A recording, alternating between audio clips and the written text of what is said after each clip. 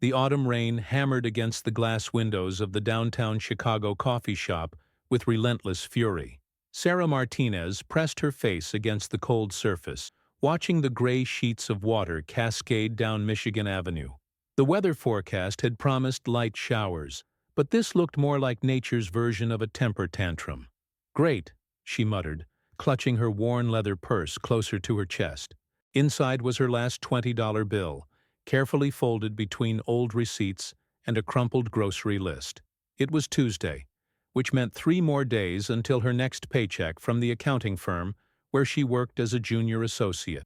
The coffee shop buzzed with the usual afternoon crowd: business executives in expensive suits checking their phones, college students hunched over laptops, and tourists studying soggy maps. Sarah nursed her small black coffee, the cheapest item on the menu, and tried to make it last as long as possible.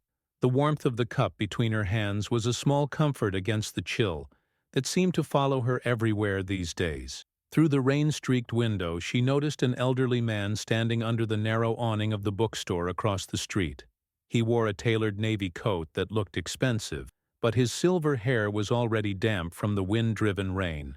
What struck her most was his posture, straight and dignified despite being caught in the storm. He kept checking his watch, clearly waiting for someone or something.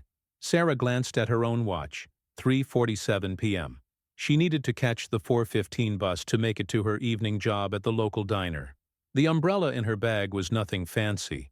A basic black umbrella she'd bought from a street vendor for $8 last spring. But it was sturdy and had kept her dry through countless Chicago storms. The elderly man across the street looked increasingly uncomfortable as the rain intensified. Water was beginning to pool around his polished leather shoes, and his coat was getting soaked despite the small awning's protection. Something about his situation tugged at Sarah's heart. Maybe it was the way he maintained his dignity despite the circumstances, or perhaps it reminded her of her own grandfather, who had always dressed impeccably even when times were tough. Without overthinking it, Sarah gathered her purse and umbrella. She pushed through the coffee shop's heavy glass door and immediately felt the October wind cut through her thin cardigan. The rain was even heavier than it had appeared from inside, and she had to squint to see clearly as she crossed the busy street. "Excuse me, sir," she called out as she approached the bookstore. The man turned, and she was struck by his kind brown eyes and the deep lines around them that spoke of both wisdom and worry. "You look like you could use this more than I do right now." She held out her umbrella, rain already soaking through her cardigan and into her blouse. The man's eyes widened in surprise. "Oh, my dear, I couldn't possibly," he began, his voice carrying a slight accent she couldn't quite place. "You'll get soaked." "I'm already getting soaked," Sarah laughed, wiping raindrops from her face. "Besides, I only have a short walk to the bus stop. You look like you're waiting for a ride that might be delayed by this weather." The man hesitated for a moment, studying her face with those perceptive brown eyes. There was something in his expression: surprise, gratitude, and something else she couldn't identify. "Are you certain? This is incredibly kind of you, Miss Sarah Martinez. And yes, I'm certain. Really, it's no problem at all." With careful practiced movements, the man opened the umbrella and positioned it to shield both of them from the driving rain. "Thank you, Sarah Martinez. I'm Robert Chen, and this—" He paused, looking at the simple black umbrella as if it were made of gold. "This is more generous than you know." They stood together for a moment under the umbrella's protection, two strangers sharing a small circle of dryness in the middle of a storm.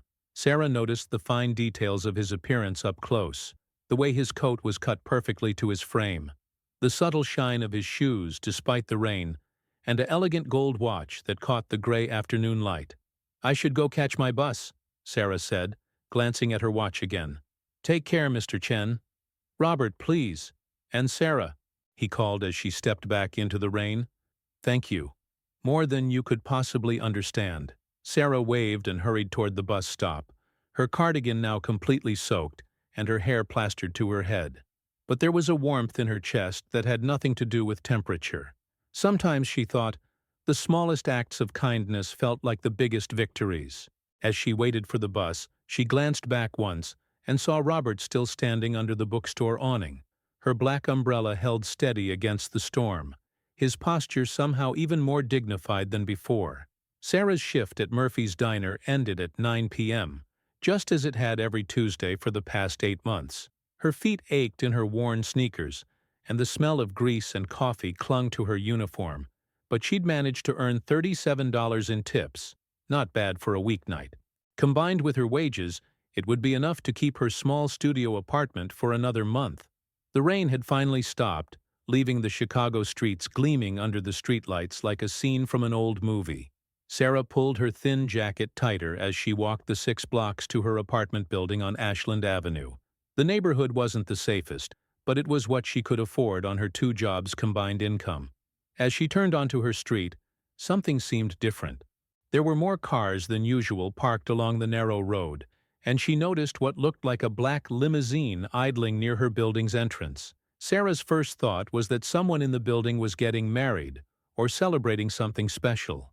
Mrs. Rodriguez from 3B had mentioned her daughter's engagement last week, but as she got closer, she realized the limousine's engine was running, and a man in a dark suit was standing beside it, looking directly at her building. Sarah's steps slowed. In her neighborhood, unusual activity usually meant trouble, and she'd learned to be cautious.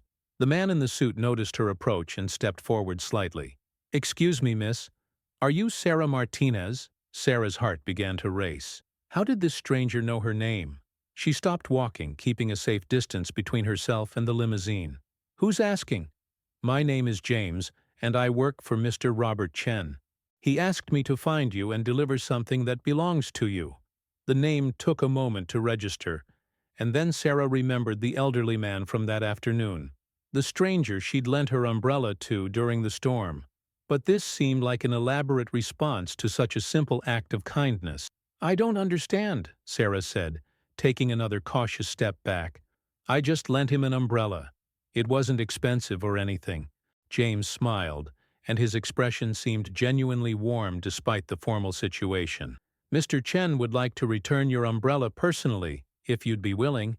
He's waiting in the car." Sarah glanced at the limousine's tinted windows, her mind racing. This felt surreal, like something that happened to other people in movies, not to junior accountants who worked 2 jobs to make rent. But there had been something special about Robert Chen that afternoon, a kindness in his eyes that had made her trust him instinctively. "Is everything okay?" she asked. "This seems like a lot of trouble for an $8 umbrella." "Mr. Chen will explain everything," James replied. "I assure you, Miss Martinez, you have nothing to fear. Mr. Chen simply wanted to thank you properly for your kindness today." Sarah looked around the familiar street. The cracked sidewalks, the flickering streetlight on the corner, the sound of Mrs. Patterson's television bleeding through her first-floor window. This was her world, predictable and safe in its own way. The limousine represented something entirely different, something unknown. But curiosity won over caution. "Okay," she said finally. "But I need to see him first." James nodded and walked to the rear passenger door. He tapped gently on the window, and it rolled down to reveal Robert Chen's kind face. He looked exactly as he had that afternoon, though now he was dry and his silver hair was perfectly styled. "Sarah," he said, his voice carrying the same warmth she remembered. "I hope you'll forgive this unusual approach. I wanted to return your umbrella and thank you properly, but I realized I had no way to find you except through some resourceful inquiries." "Yadi, resourceful inquiries?" Sarah repeated, feeling a mix of curiosity and concern. Robert smiled. "I asked some people to help me locate the kind young woman who helped a stranger in the rain. It took a few hours, but Chicago isn't as big as it seems when you know the right people to ask." Sarah approached the limousine slowly. Through the open window she could see the interior was elegant but not ostentatious. Leather seats, soft lighting, and her simple black umbrella lying carefully on the seat beside Robert. "Mr. Chen, you really didn't need to go to all this trouble. I was happy to help." "Please," Robert said, "would you join me for just a few minutes? I have something I'd like to discuss with you, and it's rather important." Sarah hesitated.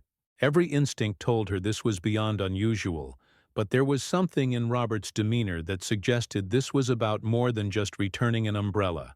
Against her better judgment, she found herself nodding. James opened the door wider, and Sarah slid into the limousine's plush interior. The contrast between this luxury and her daily reality was startling. Robert handed her the umbrella with both hands, as if it were something precious. "Thank you for trusting me," he said, as James closed the door and returned to the driver's seat. "I know this must seem very strange." "Strange is an understatement," Sarah admitted, running her fingers along the umbrella's familiar handle. "Who are you, really?" Robert was quiet for a moment, studying her face in the soft interior lighting. "Someone who learned something important about kindness today. Someone who wants to make sure that kindness is properly acknowledged." The limousine remained parked, engine purring quietly. Outside, Sarah's neighborhood continued its evening routine, unaware that something extraordinary was happening just outside their windows. Robert reached into his coat pocket and pulled out an elegant business card, handing it to Sarah. In embossed gold lettering, it read, "Robert Chen, Chairman and CEO, Chen Global Industries." Below that was an address in downtown Chicago that Sarah recognized as one of the most expensive business districts in the city. Sarah stared at the card, then at Robert, then back at the card. "Chen Global Industries, the shipping company?" "Among other things, yes," Robert replied gently. "We handle logistics, shipping, and distribution across North America and Asia. You may have seen our trucks around the city." Sarah's mind raced. She had indeed seen those trucks, blue and silver vehicles with the distinctive Chen Global logo that seemed to be everywhere in Chicago's commercial districts. If this man really was the CEO of Chen Global Industries, then he wasn't just wealthy. He was one of the most powerful business figures in the Midwest. "I don't understand," Sarah said, her voice barely above a whisper. "Why were you standing in the rain waiting for a ride? Don't you have... wouldn't you have..." Robert smiled, and for the first time Sarah noticed a tiredness in his eyes that spoke of recent struggle. "My driver had an emergency. His daughter was in an accident and he had to rush to the hospital. I told him to go, of course. I was waiting for a taxi, but in weather like that..." He gestured toward the window where puddles still reflected the streetlights. "I could have called for another car service, but honestly, I was lost in thought. Today was difficult." Robert paused, seeming to choose his words carefully. "I had just come from a meeting with my doctors. I've been dealing with some health issues lately, and the news wasn't what I'd hoped to hear." Sarah felt her heart constrict. "I'm sorry. Are you..." "I'm 74 years old, Sarah. I've built a company from nothing, traveled the world, made more money than I could spend in several lifetimes. But standing in that rain today, feeling quite alone and uncertain about my future, I was reminded that none of those achievements matter nearly as much as simple human kindness." Robert shifted in his seat, leaning forward slightly. "When you offered me your umbrella, a complete stranger, someone who clearly couldn't afford to replace it easily, you gave me something more valuable than you realize.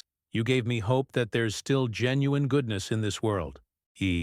Sarah looked down at her hands, feeling overwhelmed by the weight of his words. "It was just an umbrella, Mr. Chen. Anyone would have done the same thing." "But that's where you're wrong," Robert said softly. "I stood in that rain for nearly 20 minutes before you arrived. Dozens of people walked past me. Well-dressed business people with expensive umbrellas, couples sharing coverage, even some folks who worked in that bookstore. Not one person offered to help." The limousine's interior fell silent except for the gentle hum of the engine. Sarah processed this information, trying to reconcile the successful CEO sitting across from her with the vulnerable man she'd encountered that afternoon. "You know," Robert continued, "I've spent most of my adult life making deals, negotiating contracts, managing thousands of employees. I thought I understood people pretty well. But I realize now that I've been surrounded by individuals who want something from me. Partnerships, jobs, investments, donations. Today was the first time in years that someone helped me without knowing who I was or what I could do for them." Sarah felt a flush of embarrassment. "Mr. Chen, I really didn't do anything special. I saw someone who needed help, and I helped. That's how I was raised." "And who raised you to be so thoughtful?" Robert asked with genuine curiosity. Sarah smiled for the first time since entering the limousine. My grandmother, mostly. My parents both worked multiple jobs when I was growing up, so I spent a lot of time with my abuela. She used to say that you never know what burden someone else is carrying, so you should always offer kindness when you can. Your grandmother sounds like a wise woman. She was. She passed away 3 years ago, but I still hear her voice sometimes when I'm making decisions. Sarah's voice grew softer. She would have liked you, I think. She had a thing for well-dressed gentlemen with kind eyes. Robert laughed, a sound that transformed his entire face. I would have been honored to meet her. What would she think about her granddaughter sitting in a limousine with a stranger? She'd probably tell me to ask you what your intentions are, Sarah replied with a small smile. She was protective but practical. Well then, let me be clear about my intentions, Robert said, his expression growing more serious. I want to offer you a job, Sarah Martinez. A real job, with a real future, working for Chen Global Industries. Sarah's breath caught in her throat. A job? But you don't know anything about me. You don't know my qualifications or my experience or… I know you're kind. I know you're generous. I know you're working 2 jobs to make ends meet, which tells me you're hardworking and determined. Most importantly, I know you're honest. You could have ignored a stranger in the rain, but you chose to help instead. Robert reached into his briefcase and pulled out a folder. I had my assistant do some research this afternoon. You graduated from University of Illinois with a degree in accounting. You've been working at Martinez and Associates for 2 years, and your supervisor there speaks very highly of your attention to detail and reliability. You also work evenings at Murphy's Diner to supplement your income. Sarah stared at him in amazement. You found out all of that in a few hours? Sarah, when you run a company like mine, you learn that character matters more than credentials. Skills can be taught, experience can be gained, but integrity, that's something you either have or you don't, and you clearly have it. The weight of what he was offering began to sink in. Sarah looked out the limousine window at her modest apartment building, then back at the successful man sitting across from her. What kind of job? She asked quietly. 2 weeks later, Sarah stood in front of the floor-to-ceiling windows on the 32nd floor of the Chen Global Industries building, looking out over downtown Chicago. The view was breathtaking. She could see the lake stretching to the horizon, the bustling streets below, and even the coffee shop where she'd first encountered Robert Chen during that fateful rainstorm. Her new office was modest but professional, with a solid oak desk, ergonomic chair, and a bookshelf that she was slowly filling with accounting and business management texts. The nameplate on her door read, Sarah Martinez, Executive Assistant to the Chairman, a title that still felt surreal every time she saw it. The transition hadn't been entirely smooth. There had been skeptical looks from other employees who wondered how a diner waitress had suddenly landed such a prestigious position. Sarah had overheard whispered conversations about nepotism and questioned whether she was truly qualified for the role. But Robert had been patient, introducing her to key staff members and making it clear that she was there to learn and contribute, not just fill a position. Sarah? Robert's voice came from the doorway. Do you have a moment? Of course, Mr. Chen. Even after 2 weeks, she still felt more comfortable using his formal title during work hours. Robert entered and closed the door behind him. He looked healthier than he had that night in the limousine. The color had returned to his cheeks, and there was an energy in his step that hadn't been there before. I wanted to discuss something with you, he said, settling into the chair across from her desk. I've been watching how you've handled these first 2 weeks, and I'm impressed. You've managed my calendar efficiently, handled correspondence with diplomacy, and I've noticed how you've been studying our company's operations in your spare time. Sarah smiled. I have a lot to learn. This company is much more complex than I initially realized. That's exactly the attitude I was hoping for. Robert leaned forward. I have a proposition for you. Chen Global Industries has been looking to expand our community outreach programs. We've done some charitable giving over the years, but it's been somewhat scattered and impersonal. I'd like to develop a more focused approach to helping people in situations similar to your own, hard-working individuals who just need an opportunity to succeed. Sarah's eyes widened. You want me to help develop a program like that? I want you to lead it, Robert corrected. You understand what it's like to struggle financially while working multiple jobs. You know the challenges that people in your former situation face. Who better to design a program that actually addresses those needs? The magnitude of what he was suggesting took Sarah's breath away. Mr. Chen, I'm not sure I'm qualified to— Sarah, Robert interrupted gently. 2 weeks ago you gave your umbrella to a stranger in the rain. Not because you had to, not because you expected anything in return, but because it was the right thing to do. That decision changed both of our lives. He stood and walked to the window, gazing out at the city below. I've been thinking a lot about legacy lately. When I'm gone, Chen Global Industries will continue. It's a strong company with good people. But what I really want to leave behind is proof that success should be shared, that prosperity means nothing if it doesn't help others prosper as well. Sarah joined him at the window. Down below, she could see people hurrying along the sidewalks, each carrying their own burdens and dreams. Some were well-dressed professionals, others were clearly struggling, and many fell somewhere in between. All of them were just trying to make their way in the world. What would this program look like? Sarah asked. That's what I want you to figure out, Robert replied. Maybe it's scholarships for people returning to school. Maybe it's small business loans for entrepreneurs who can't get traditional financing. Maybe it's job training programs or childcare assistance or housing support. You tell me, what would have made the biggest difference in your life when you were working 2 jobs just to survive? Sarah thought about her grandmother's advice, about the countless nights she'd fallen asleep, wondering if she'd ever be able to do more than just scrape by. She thought about the other employees at Murphy's Diner, good people who worked hard but couldn't seem to get ahead. She thought about the young woman who had approached a stranger in the rain, with nothing but an umbrella and a desire to help. I'd want to focus on people who are already working hard but need just a small boost to reach the next level, Sarah said slowly. People who have the motivation and the character but lack the resources or connections. People like you, Robert observed. People like both of us, in different ways, Sarah corrected. I needed financial assistance and opportunity. You needed to remember that your success could be a force for good in the world. Robert smiled, the same warm expression she'd seen that first day. You know, Sarah, I've been in business for over 40 years, and I've learned that the best partnerships are built on mutual benefit.